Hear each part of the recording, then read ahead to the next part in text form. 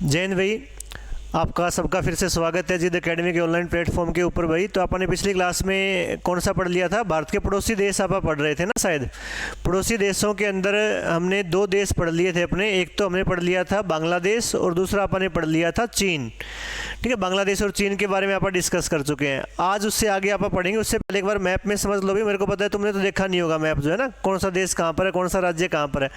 तो ये समझो, देखो हमारा ये जो भारत का मैप है, आप भी ऐसे इसको डाउनलोड कर सकते हो ना। डाउनलोड करके फ़ोन में इसको ज्योग्राफी जब भी पढ़ो तो आपके पास मैप जरूर होना चाहिए भारत का, है ना।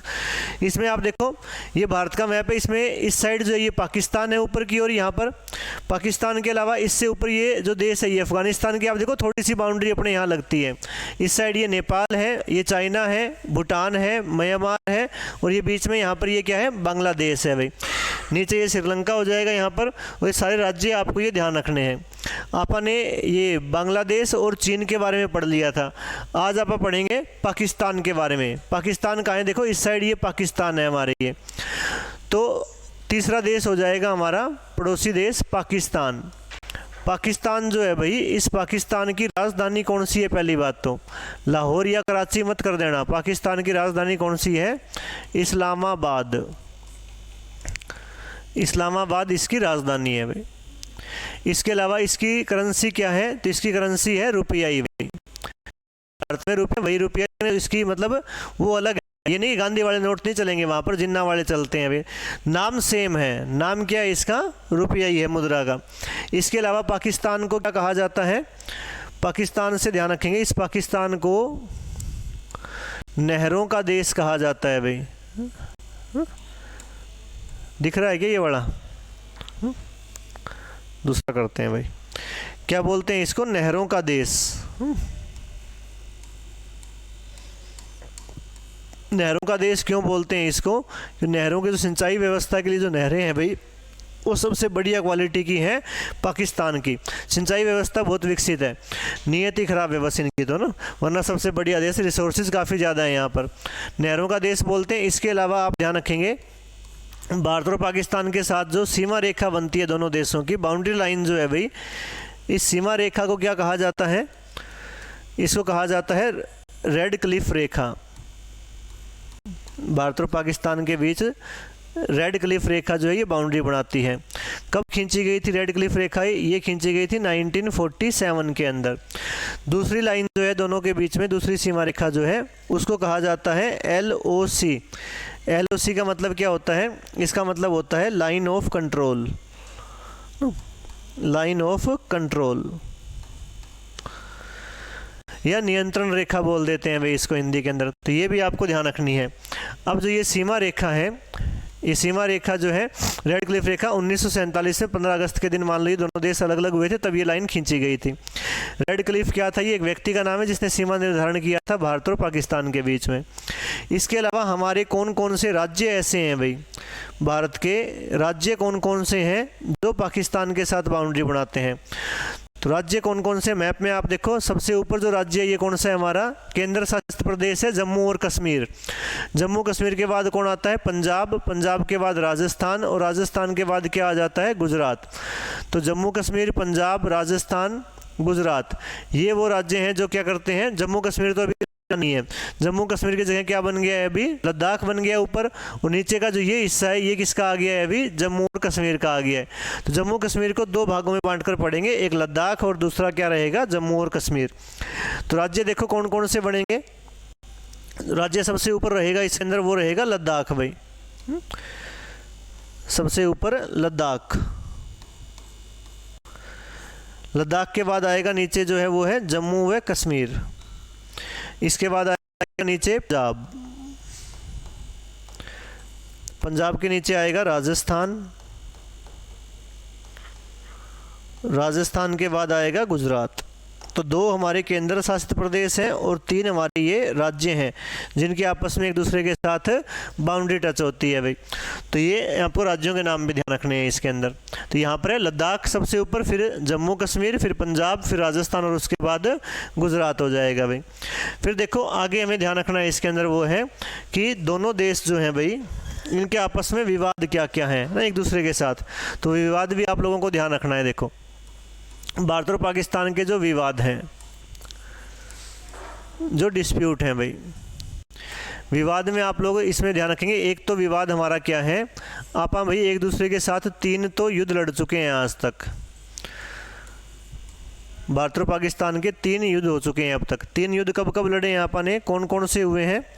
तो जो पहला युद्ध हमारा हुआ था वो हुआ था 1965 के अंदर, 1965 में। इस 1965 के युद्ध में ध्यान रखेंगे आप, इसमें जो है भारत की जीत होती है और भारत और पाकिस्तान के बीच में एक समझौता हुआ भाई। भारत और पाकिस्तान के बीच में समझौता जो हुआ उसे कहा जाता है ताशकंद समझौता।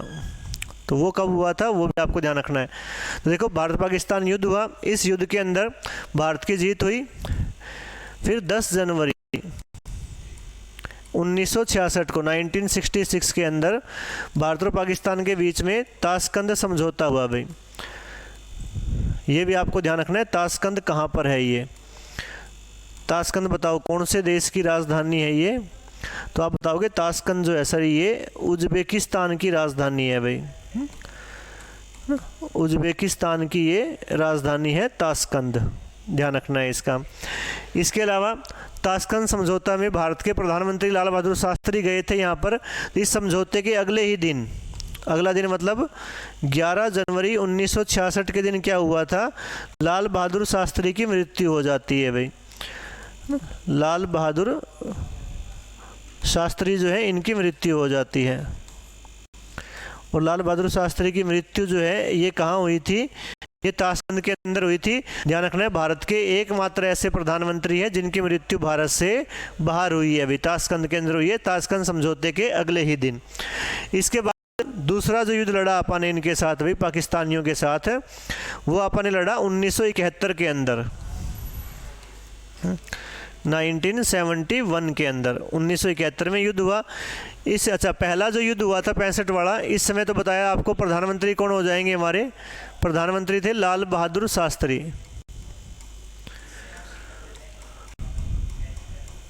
और जो दूसरा युद्ध लड़ा गया भैया 1971 में, इस समय हमारे देश के प्रधानमंत्री कौन हुआ करते थे? इस समय प्रधानमंत्री थे अपने देश के, वो थे इंदिरा गांधी भाई। लाल बहादुर शास्त्री तो पहले में थे, इसमें थे इंदिरा गांधी। और इस युद्ध के बाद क्या हुआ? इस युद्ध के बाद जो है बांग्लादेश का गठन हुआ भाई। ये आपने पहले भी पढ़ा था। कौन से देश के लिए ये युद्ध लड़ा गया था? ये बांग्लादेश के लिए ये युद्ध लड़ा गया था भाई। अभी 1971 वाले युद्ध के बाद क्या हुआ? फिर से समझौता हुआ। राम राम, गुड आफ्टरनून भाई सभी को ना। विकास राम राम भाई। देखो, इस युद्ध में क्या हुआ? बांग्लादेश का गठन हुआ। बांग्लादेश का गठन होने के बाद इसमें क्या हुआ? फिर से समझौता हुआ भारत और पाकिस्तान के बीच में। ये समझौता कब हुआ? 1972 के अंदर हुआ था।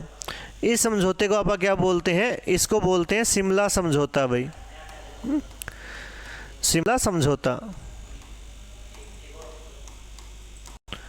तो दोनों ध्यान रखने, ताशकंद समझौता हुआ था कब? 1966 में। और शिमला समझौता हुआ है भाई कब? 1972 में। जिस साल युद्ध लड़े गए हैं उस युद्ध के अगले साल समझौते हुए हैं ये। इस युद्ध में प्रधानमंत्री इंदिरा गांधी थी हमारी। ये युद्ध अपन ने जीता कब था? ये युद्ध अपन ने जीता था 16 दिसंबर के दिन भाई। 16 दिसंबर के दिन पाकिस्तानियों ने अपने सामने सरेंडर कर दिया। पाकिस्तान के 93,000 सैनिकों ने भारतीय सेना के सामने सरेंडर किया।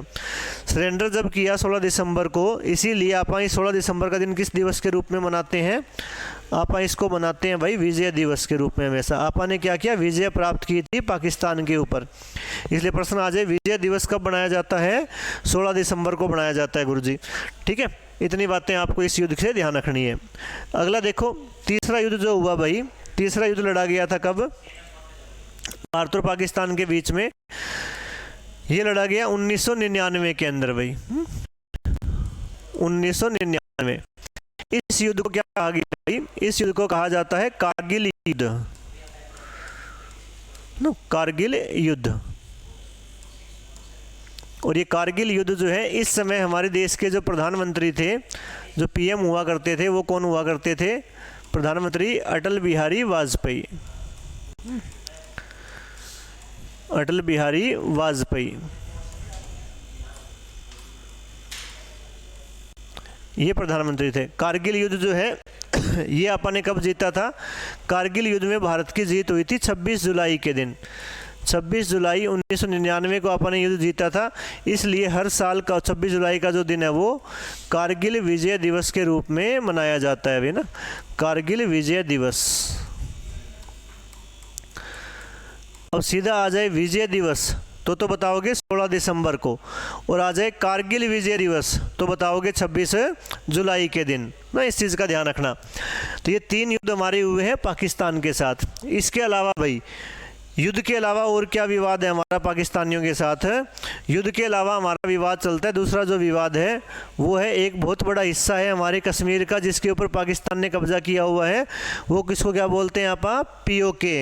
तो POK का मतलब क्या है? पाक ऑक्यूपाइड कश्मीर, या हिंदी में बोल देते हैं पाकिस्तान अधिकृत कश्मीर। पाकिस्तान अधिकृत कश्मीर भाई, पाकिस्तान अधिकृत कश्मीर। इस ये कौन सा हिस्सा है? देखो मैप में अगर आप देखेंगे POK को, तो POK कहाँ बनता है? ये देखो, जैसे मान लो ये अपने भारत का मैप है भाई,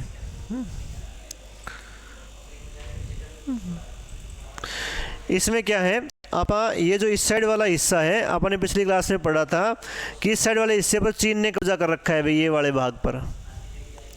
जैसे यहाँ चीन ने कब्जा कर रखा है प्यारे दोस्तों, वैसे ही क्या कर रखा है पाकिस्तानियों ने भी हमारे भारत के इस हिस्से पर कब्जा कर रखा है, इस साइड वाले भाग पर भाई। कश्मीर का ये जो हिस्सा है ये किसके कब्जे में है? पाकिस्तान के। और यहाँ पर जो है जो सीमा रेखा दोनों देशों के बीच में खींची गई है, इसी सीमा रेखा को क्या कहा जाता है? इसी सीमा रेखा को कहा जाता है LOC। LOC यहाँ बनती है भैया।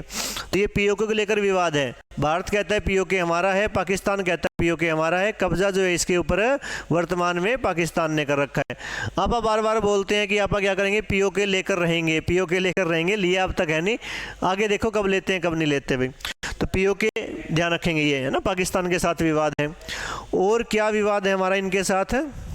अगला देखो, POK के अलावा एक और ध्यान रखेंगे आप, वो है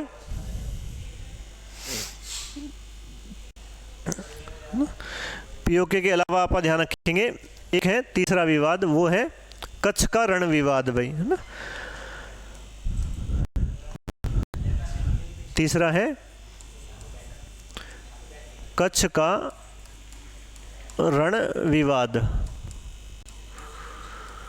ये कच्छ का रण जो है ये है किस राज्य में? कच्छ का रण है गुजरात में।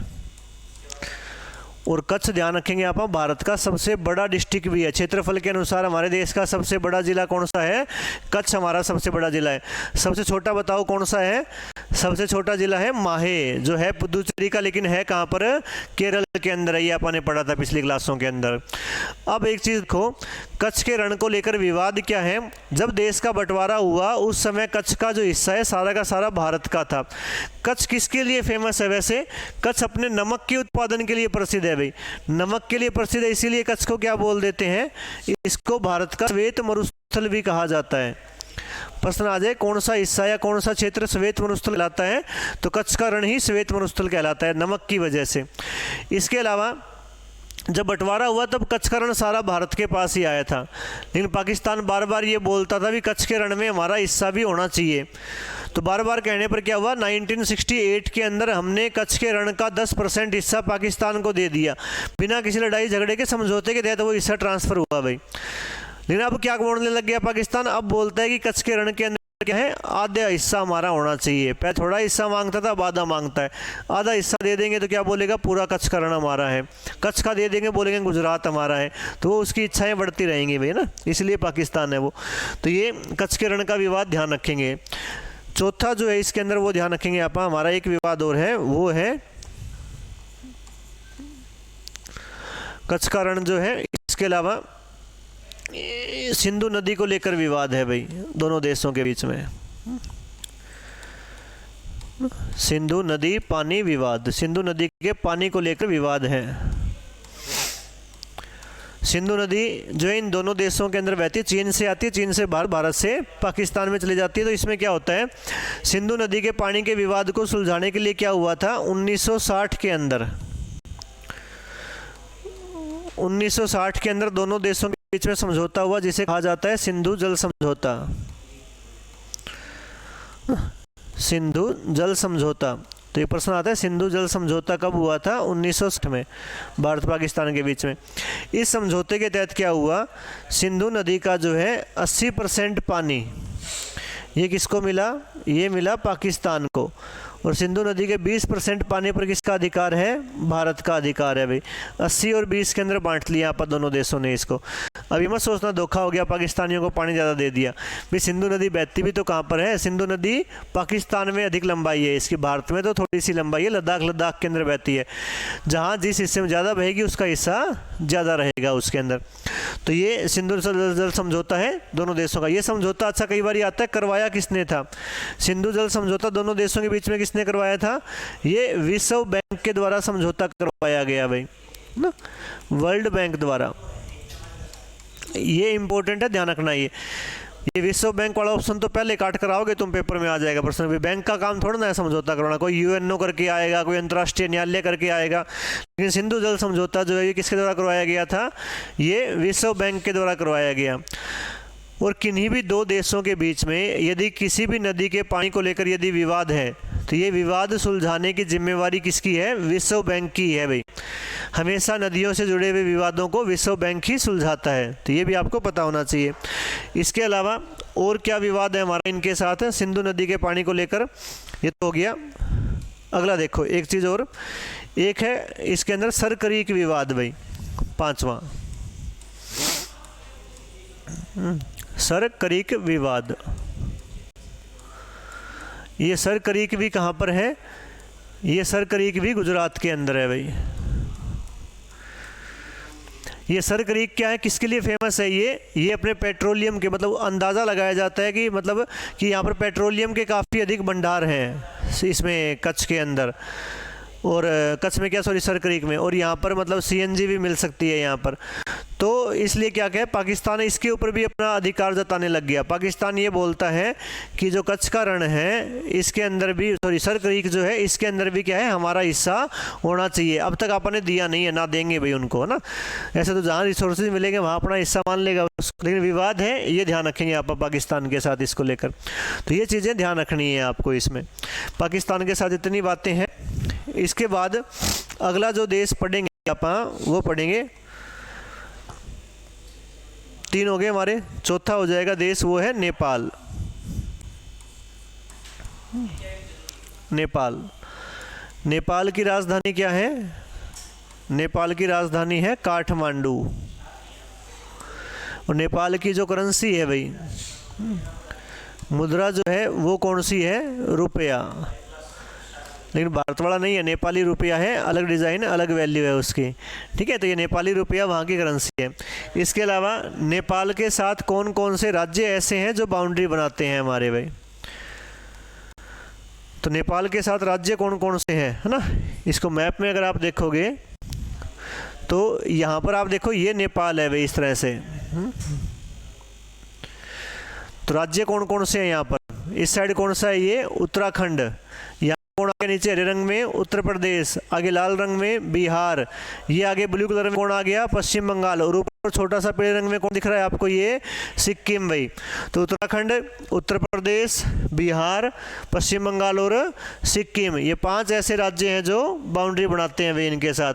तो ये 5 आपको ध्यान रखने हैं।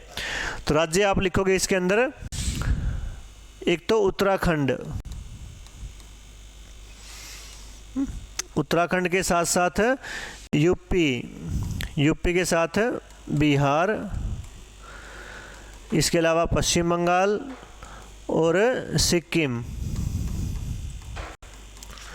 तो ये 5 राज्य नेपाल के साथ सीमा बनाते हैं अपने। इसके अलावा एक बात नेपाल से और ध्यान रखेंगे आप, 1816 के अंदर भारत और नेपाल के बीच में एक संधि होती है। उस संधि को कहा जाता है संगोली की संधि भाई, संगोली की संधि। इस संगोली की संधि के तहत क्या हुआ था? भारत और नेपाल की बाउंड्री डिसाइड की गई थी आपस में। और एक नदी है जिसका नाम क्या है? काली नदी। काली नदी, या इसी काली नदी को क्या बोलते हैं? इसको बोल देते हैं शारदा नदी, एक ही बात है, काली बोल दो या शारदा बोल दो। काली नदी या शारदा नदी को क्या किया गया था, नेपाल और भारत के बीच में बाउंड्री घोषित किया गया। अभी भारत और नेपाल के बीच में सीमा रेखा ये काली नदी को मान लिया गया। ठीक है, तो पुरस्कार संगोली की संधि के साथ हुई थी, अपनी नेपाल के साथ हुई थी। किस नदी को सीमा माना गया, काली नदी। या कौन सी नदी भारत और नेपाल के बीच में सीमा बनाती है, तो काली नदी सीमा बनाती है भाई दोनों देशों के बीच में। इसके अलावा हमारा विवाद क्या है, वैसे कोई ज़्यादा कुछ बड़े विवाद है नहीं हमारे इनके साथ, फिर भी ध्यान रखेंगे विवाद जो है वो है काला पानी विवाद। काला पानी विवाद जो है वो भारत का नेपाल के साथ है। ये विवाद क्या है काला पानी, इसको समझो। देखो जैसे आप मैप बनाते हैं एक बार, ये आपने मान लिया कि अपना भारत है भाई, तो ये बीच में जो हिस्सा है ये नेपाल का है भाई, यहाँ पर है ना, ये नेपाल हो गया। इस नेपाल से क्या है 5 नदियाँ बहकर आती हैं और पांचों की पांचों नदियाँ जो है उनका नाम क्या है, काली है भाई। एक नदी यहाँ से बहकर आती है, इसका नाम काली है, जो बाउंड्री पर है। इस साइड भारत है, इस साइड कौन है, नेपाल है। इसी प्रकार से एक नदी इस साइड है, एक नदी इस साइड है, इसका नाम भी काली है। 2 नदियाँ इस साइड है, इनका नाम भी क्या है, काली है। टोटल 5 नदियाँ हैं, पांचों का नाम ही क्या है भाई, काली है। 1816 में क्या हुआ था, जो बीच में नदी बहती है, इस बीच वाली को क्या किया गया, दोनों देशों की बाउंड्री बना लिया। अब नेपाल क्या बोलता है, चीन के बहकावे में आकर, है ना, चीन भड़का रहा है उसको। नेपाल क्या कह रहा है कि मैं इस बीच वाली को अपनी बाउंड्री नहीं मानूंगा। नेपाल कहता है मैं तो इसको अपनी बाउंड्री मानूंगा भाई। मतलब उत्तराखंड का जो हिस्सा है सारा का सारा वो किसका होना चाहिए, नेपाल का होना चाहिए। तो भारत ने कहा कि चलो ठीक बात है भाई, तू इसको नहीं मानेगा अपनी बाउंड्री तो हम भी नहीं मानेंगे। भारत कहता है कि मैं तो इसको मानूंगा अपनी बाउंड्री जो नेपाल के अंदर बहती है। जो नेपाल का ये हिस्सा किसका होना चाहिए, भारत का होना चाहिए। तो इस काली नदी को लेकर एक नया विवाद छोटा मोटा शुरू हुआ है, उसी को काली नदी के नाम पर विवाद, इसलिए क्या बोल देते हैं उसको, काला पानी विवाद बोल देते हैं भाई। ठीक है, तो ये नेपाल से इतनी ही बातें ध्यान रखनी है हमें, बाकी और कोई बड़े विवाद या और कोई क्वेश्चन नहीं बनते हैं भाई इससे। अगला देखो, नेपाल के बाद अगला जो देश है, कितने 4 हो गए ना हमारे, 5वां देश पढ़ना है आपको, वो है म्यांमार। म्यांमार से ध्यान रखेंगे, म्यांमार की राजधानी का नाम क्या है, इसकी राजधानी है नेह पई ताओ, नेह पई ताओ। दूसरा इसकी जो करेंसी है, मुद्रा है, इसका नाम है कयात। नेह पई ताओ और कयात, सर वो एक बार दिखाना कमेंट, नेह पई ताओ और कमेंट, ये सॉरी कयात जो है इसकी क्या है, राजधानी है। म्यांमार से एक बात और ध्यान रखेंगे, म्यांमार जो है इसका प्राचीन नाम क्या है, म्यांमार का प्राचीन नाम, तो प्राचीन नाम क्या था इसका, बर्मा। पहले इसको बर्मा बोलते थे। तो जब ये बर्मा होता था तो बर्मा क्या है, ये उसकी राजधानी रंगून हुआ करती थी। सर कोई सीक्यू क्या होते हैं भाई, सीक्यू नोट्स या पीडीएफ चाहिए और इतिहास के नोट्स भी, तो भाई एकेडमी नंबर पे फ़ोन कर लेना, जो भी समस्या है वो समाधान आपका कर दिया जाएगा। नंबर होगा आपके पास, नंबर कौन सा दे रखा है सर इनको, 007 वाला ही है क्या, नंबर है 80 530 007 भाई। कोई भी आपको चीज़ चाहिए, कुछ भी नोट्स चाहिए या जो भी है, मतलब जो आपको कोर्स में जो भी सुविधाएं आपको बताई गई थी, कोई भी दिक्कत है तो यहाँ फ़ोन करके पूछ लिया करो भाई। ठीक है, नोट्स वगैरह मिल जाए। बाकी इसकी पीडीएफ भाई डालते तो हैं ही, हर एक क्लास के साथ पीडीएफ जो पढ़ा रहे हैं ऐसा कैसा आपके उसमें डालते हैं, क्लास के साथ ही मिलेगी आपको पीडीएफ का जो ऑप्शन आएगा उसके अंदर। ठीक है, वो देख लिया करो आप लोग। तो इसका प्राचीन नाम क्या था, बर्मा था भाई। इसके अलावा म्यांमार से ध्यान रखेंगे, म्यांमार के साथ कौन कौन से राज्य ऐसे हैं जो बाउंड्री बनाते हैं भाई। तो म्यांमार के साथ राज्य कौन कौन से अपने टच होते हैं, तो राज्य आप ध्यान रखेंगे, सबसे पहले कौन सा होगा, अरुणाचल प्रदेश। अरुणाचल के अलावा अरुणाचल के बाद आता है नागालैंड, नागालैंड के बाद आता है मणिपुर, जो पूर्वी सीमा के ऊपर स्थित राज्य हैं वही आएंगे भाई। और मणिपुर के बाद कौन सा आता है, मिजोरम।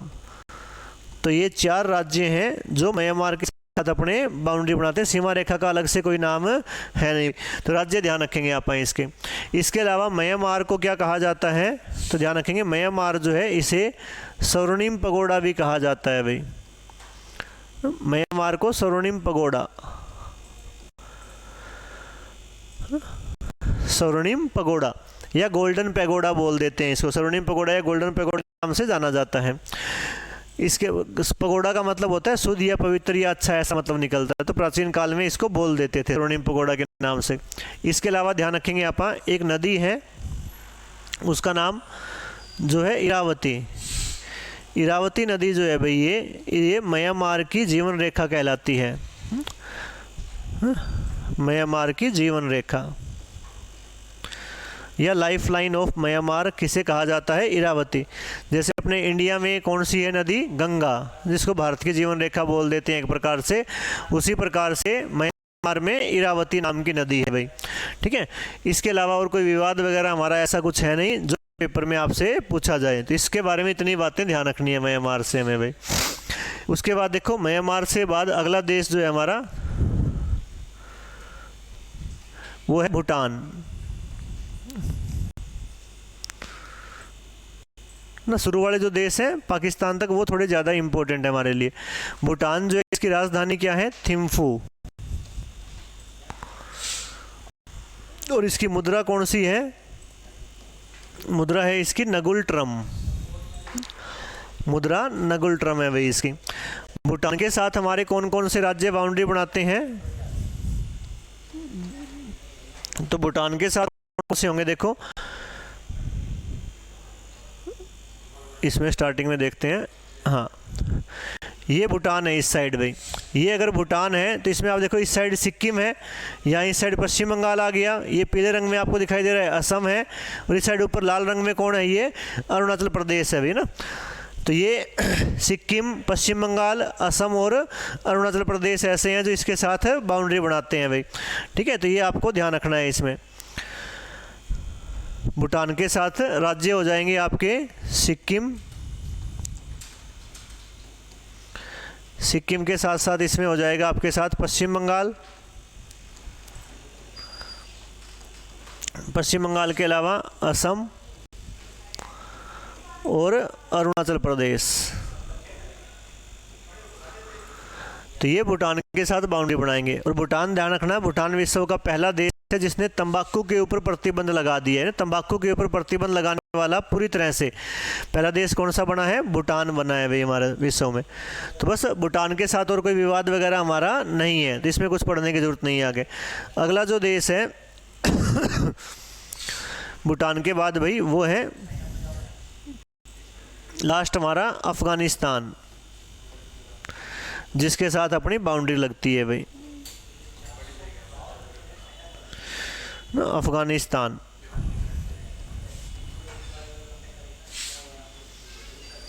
अफगानिस्तान की राजधानी कौन सी है, तो इसकी राजधानी है काबुल, जबकि इसकी मुद्रा जो है वो क्या है, मुद्रा का नाम है अफगानी।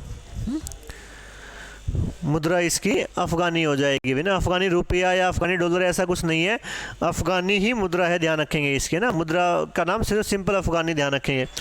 इसके अलावा भारत और अफगानिस्तान की जो बाउंड्री लाइन है भाई, जो सीमा रेखा है, इस सीमा रेखा का नाम क्या है, इसका नाम आप बताओगे कि गुरुजी इसकी सीमा रेखा का नाम है डुरंड रेखा,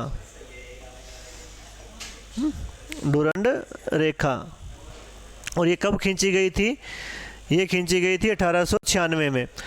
डुरंड रेखा ध्यान रखना, ये भारत और अफगानिस्तान के साथ तो है ही है, साथ में डुरंड रेखा जो है ये पाकिस्तान और अफगानिस्तान के बीच भी है भाई, पाकिस्तान व अफगानिस्तान के मध्य भी यही है भाई।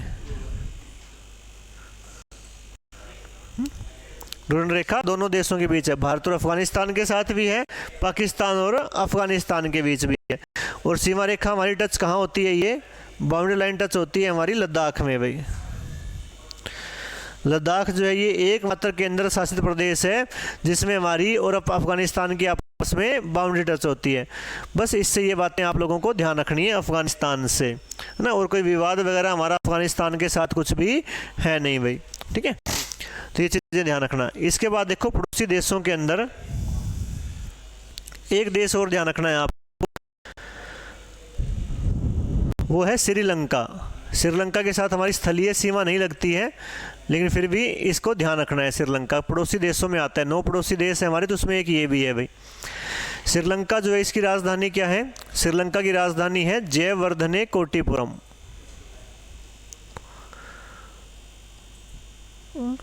जयवर्धने कोटीपुरम भाई।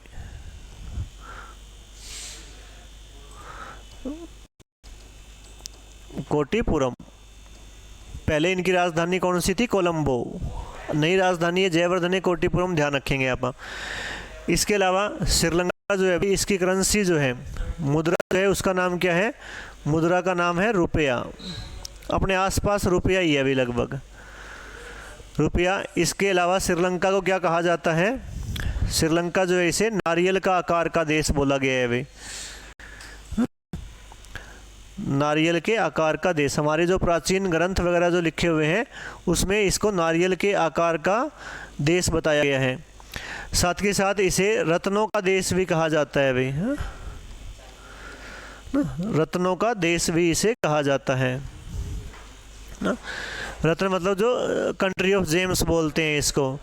ये जेम्स मतलब जो मोती वगैरह मिलते हैं समुद्र के अंदर से, तो वो यहाँ आसपास ज़्यादा मिलते हैं भाई। इसके अलावा श्रीलंका जो है भाई इसका पुराना नाम क्या हुआ करता था? प्राचीन नाम भी आपको इसमें ध्यान रखना है। श्रीलंका का प्राचीन नाम,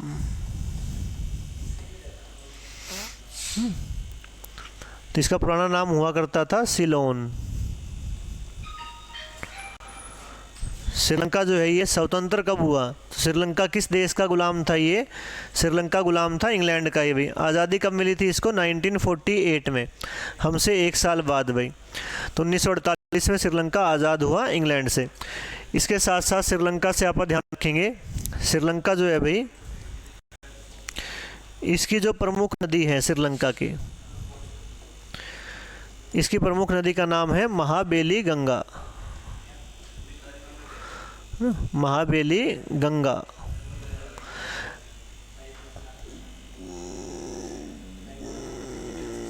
महाबेली आएगा भाई ना, महाबेली गंगा। साथ के साथ आप ध्यान रखेंगे यहाँ पर महाबेली गंगा के अलावा एक प्रमुख दर्रा भी है यहाँ पर भाई। प्रमुख दर्रा। दर्रा किसको बोलते हैं? 2 पहाड़ियों के बीच का जो रास्ता होता है उसे दर्रा कहा जाता है। तो प्रमुख दर्रा जो है इसका नाम क्या है? हाथी दर्रा भाई ना। हाथी दर्रा जो है वो इसका प्रमुख दर्रा है। इसके अलावा यहाँ पर एक ध्यान रखेंगे, इसका एक बंदरगाह है, यहाँ का प्रमुख बंदरगाह। प्रमुख बंदरगाह पूछे तो उसका नाम ध्यान रखेंगे आप, हम्बनटोटा।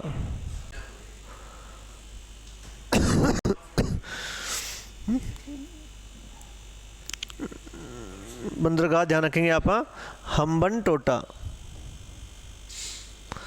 ये हम्बनटोटा नाम का जो बंदरगाह है ये चीन ने श्रीलंका को सौंप दिया, काफ़ी 99 सालों के लिए दिया है शायद, पट्टे के ऊपर, रेंट के ऊपर, तो इसलिए चर्चा में रहता है हम्बनटोटा बंदरगाह। ये ध्यान रखेंगे आप। इसके अलावा श्रीलंका से आप ध्यान रखेंगे कि भारत और श्रीलंका जो है भाई, जैसे मान लो कि ये अपना भारत है भाई, इसके साइड में ही नीचे की ओर समुद्र में एक देश और स्थित है, ये है श्रीलंका मान लेते हैं आप। यहाँ पर भारत और श्रीलंका के बीच में ये जो पानी का एरिया है भाई, यहाँ पर दोनों देशों के बीच में, इस पानी वाले भाग को क्या कहा जाता है? इस पानी वाले भाग को कहा जाता है पाक जल संधि। पाक जल संधि, या इंग्लिश में बोलते हैं इसको पाक, PALK आएगा, पाक स्ट्रेट। स्ट्रेट बोलते हैं जल संधि। जल संधि क्या होता है? पानी का पतला सा हिस्सा जो 2 भूमि के टुकड़ों के बीच में स्थित हो भाई, या भूमि के मतलब पानी के 2 बड़े हिस्सों के आपस में जोड़ने वाला जो पानी का हिस्सा होता है वो भी जल संधि कहलाता है भी। पानी के 2 टुकड़ों को तो आपस में जोड़ेगा और भूमि के 2 टुकड़ों को एक दूसरे से अलग करेगा, वो हिस्सा क्या कहलाता है? जल संधि कहलाता है ये। तो ये पाक जल संधि है भारत और श्रीलंका के बीच में। इसमें देखो भारत में यहाँ ऊपर की साइड, इस साइड जो पानी का एरिया है इसको आप क्या बोलते हैं? बंगाल की खाड़ी। ये बंगाल की खाड़ी है भाई। और जो नीचे वाला हिस्सा है, इस नीचे वाले भाग को आप क्या बोलते हैं, इसको बोलते हैं मन्नार की खाड़ी।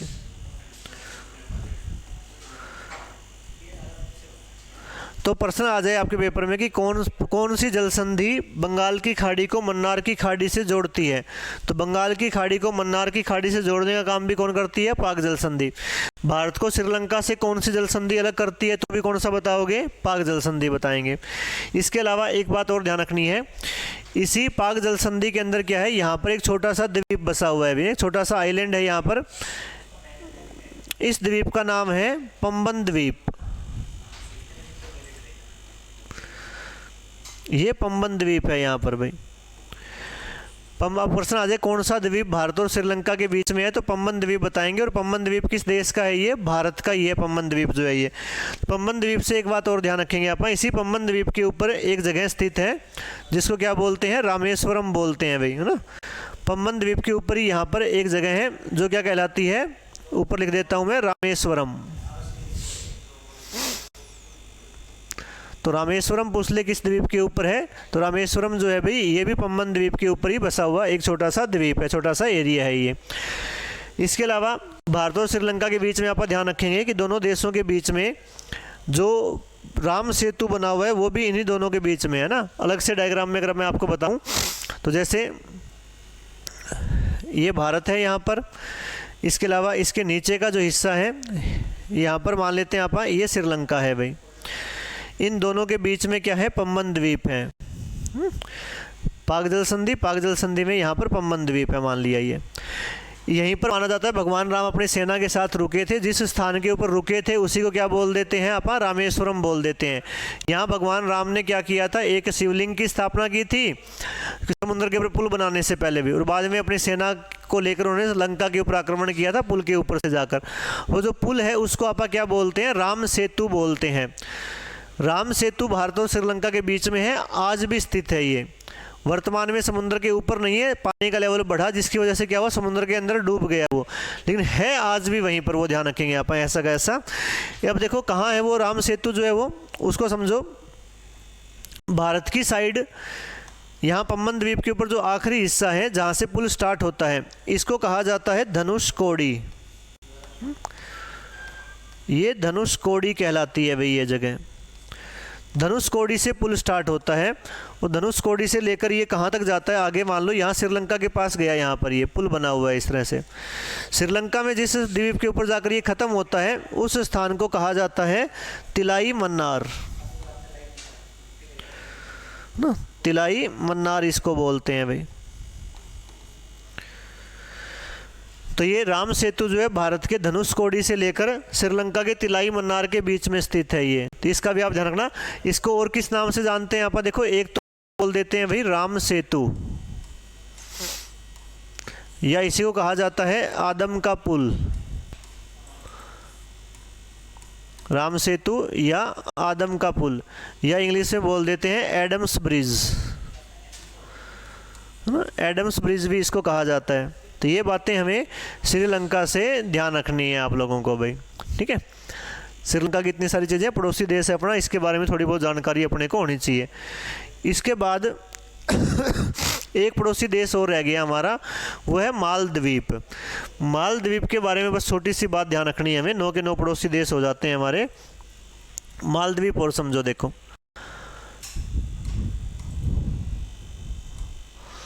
हाँ, अगला देश हो गया मालदीव।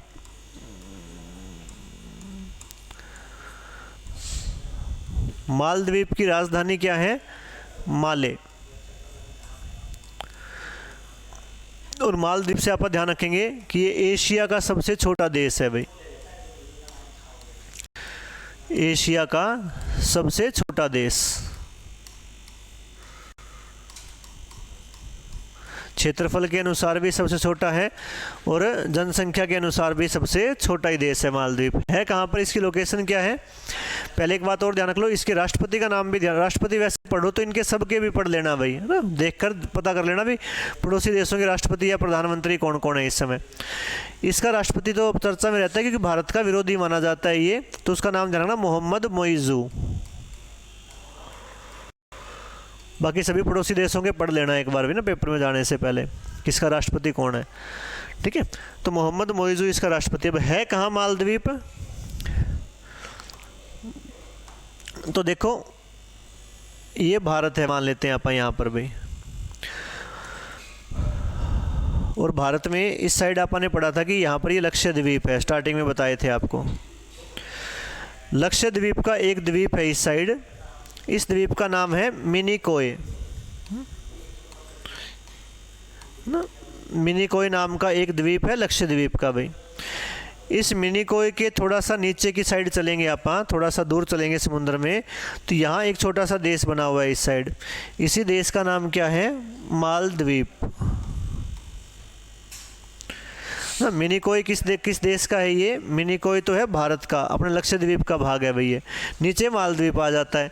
अब देखो इन दोनों के बीच में यहाँ पर जो ये पानी का एरिया होगा भाई, यहाँ जो ये पानी का हिस्सा है जो भारत और मालद्वीप के बीच में है, इस पानी वाले भाग को इसको क्या कहा जाता है, इसको कहा जाता है 8 डिग्री चैनल।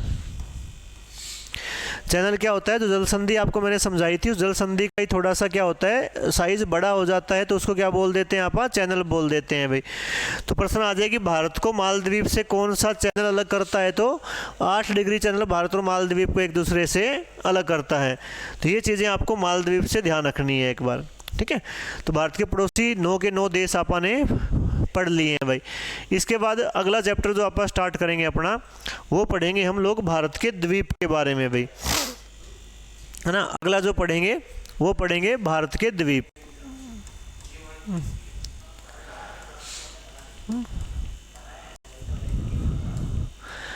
अब द्वीप किसको बोलते हैं, द्वीप बोलते हैं कि भूमि का ऐसा हिस्सा जिसके क्या होता है, चारों साइड पानी होता है, वो द्वीप कहलाता है। ठीक है सर, दिखाइए एक बार कि मैं कर जाएगा किसी, तो वो जिसके चारों साइड पानी होता है उसको आप क्या बोल देते हैं, द्वीप बोल देते हैं भाई। ठीक है, तो अब ये भारत के जो द्वीप है इसको आप 2 भागों के अंदर बांटकर पढ़ेंगे। 2 भाग कौन से होंगे,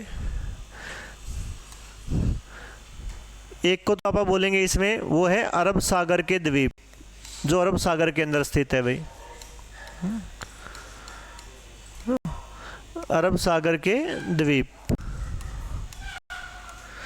और जो दूसरा इसका भाग होगा जिसको आप पढ़ेंगे, वो पढ़ेंगे आप बंगाल की खाड़ी के द्वीप।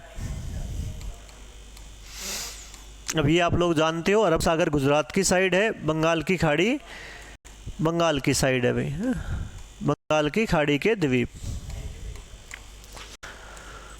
तो कौन कौन से पढ़ेंगे इसके अंदर आप मेनली, एक बार मैं आपको बता दूं कि जो अरब सागर के द्वीप है इसमें आप मेन 2 द्वीप पढ़ेंगे। एक आप इसमें पढ़ेंगे सालसेट द्वीप, सालसेट द्वीप। दूसरा जो आप इसमें पढ़ेंगे वो पढ़ेंगे लक्षद्वीप, लक्षद्वीप समूह, समूह है ये, अकेला द्वीप नहीं है, लक्षद्वीप समूह के छोटे छोटे द्वीपों का समूह है। ये भी क्या है, सालसेट द्वीप समूह है भाई, अकेला द्वीप ना होकर कुछ छोटे छोटे द्वीपों का ग्रुप बनता है ये। 2 इसके पढ़ेंगे आप। इसके अलावा आप पढ़ेंगे इस साइड बंगाल की खाड़ी के अंदर कौन कौन से हैं। एक आप इसके अंदर पढ़ेंगे न्यू मोरे द्वीप, पहले भी हमने इसका जिक्र किया था शायद, भारत और बांग्लादेश के बीच में विवादित है ये। एक आप इसमें पढ़ेंगे व्हीलर द्वीप, व्हीलर द्वीप। एक आप इसके अंदर पढ़ेंगे श्रीहरिकोटा, वो इसके साथ पढ़ लेंगे आप। और एक आप इसमें पढ़ेंगे अंडमान व निकोबार, अंडमान व निकोबार द्वीप समूह।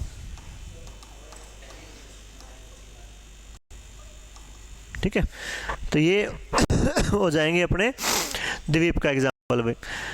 तो ये ध्यान रखेंगे हम लोग सभी भाई। ठीक है, तो ये द्वीपों को आप फिर आप अगली नई क्लास से ही पढ़ना स्टार्ट करेंगे भाई। ठीक है, तो ये मैंने बता दिया भी पढ़ेंगे कौन कौन से, स्टार्ट करेंगे आप कल से फिर इनको। ठीक है, तब तक के लिए बाय, पढ़ते रहो भाई।